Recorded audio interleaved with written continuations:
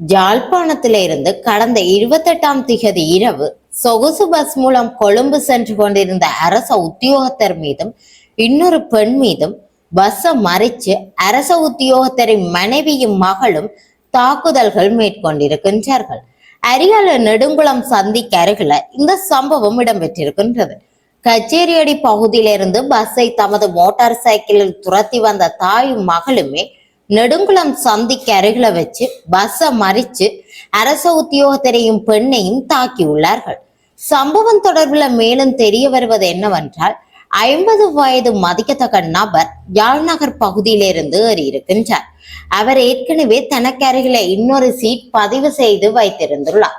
அதன் பின்னர் 40 வயதான திருமணமான பெண் கச்சேரிக்கு அருகிலிருந்து ஏறியிருக்கின்றார். அவர் குறித்த பஸ்ஸில் ஏறிய பின்னர் சற்று தொலைவில் பஸ் மோட்டார் சைக்கிளில் நின்ற இரு பெண்களால் மறிக்கப்பட்டிருக்கின்றது.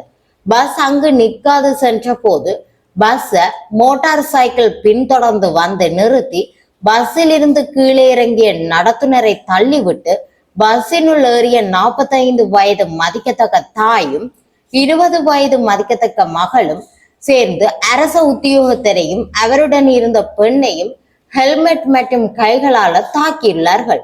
அரச உத்தியோகத்தருடன் சேர்ந்திருந்த பெண்ணை உள்ளே புகுந்த மகள் தலைமுடியை பிடித்து இழுத்து தாக்கி இருக்கின்றார். நடத்துனர் மற்றும் சாரதி மற்றும் பஸ்ஸில் இருந்தோர் தடுக்க தாக்குதல்கள் மேற்கொள்ளப்பட்டதாக தெரிய வருகின்றது.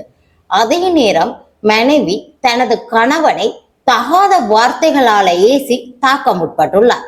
இதனை அடுத்து அங்கிருந்தவர்கள் 4 பேரையும் பஸ்ஸை விட்டு இறக்கியதுடன் அவர்களின் பிரயாண பைகளையும் தூக்கி வைத்துவிட்டு பஸ் அங்கிருந்து சென்றுள்ளதாக பயணிகள் தெரிவிக்கின்றார்கள்.